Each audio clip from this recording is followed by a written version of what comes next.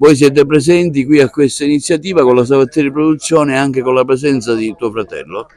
Sì, Savattieri Produzioni farà lo spettacolo Icaro, il pensiero in equilibrio, mentre noi con l'associazione Festival realizzeremo qui parte dell'8ª edizione del festival. Si aggiunge quindi una nuova location per questa edizione, che sarà appunto questa meravigliosa location della Cava di Tufo della Valle dei Templi, il luogo da cui appunto gli schiavi estrapolarono il tufo per costruire i templi stessi, luogo che prima rappresentava appunto la schiavitù per la costruzione di una magnificenza che ci hanno donato i greci, e quest'oggi invece rappresenta la libertà delle arti. Ci saranno delle rassegne di compagnie teatrali e musicali agrigentine. Noi invece realizzeremo con la nostra produzione appunto nelle 4 serate del festival ospiteremo qui degli artisti internazionali di grandissimo successo, che saranno pure a esibirsi qua in esclusiva nazionale.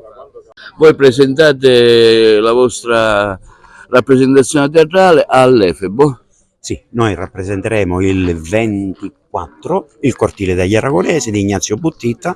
È uno spettacolo particolare, viene definita la Vastasata, lo Cortiglio degli Aragonesi, perché è uno spettacolo che va a rappresentare un periodo particolare del palermitano.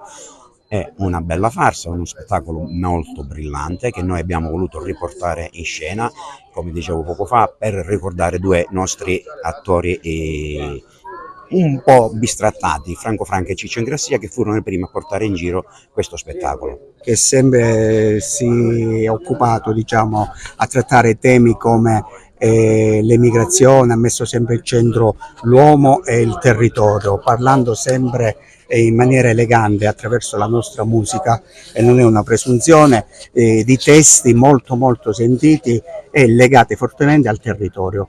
Chiuderemo la rassegna in questo meraviglioso teatro dell'Efebo l'8 settembre. Come associazione siamo felicissimi di far parte del cartellone e essere ospiti appunto in questa meravigliosa location. Speriamo, la scommessa è riempire il teatro e tracciare così un inizio, che sia veramente un buon inizio per altre rassegne, altri spettacoli.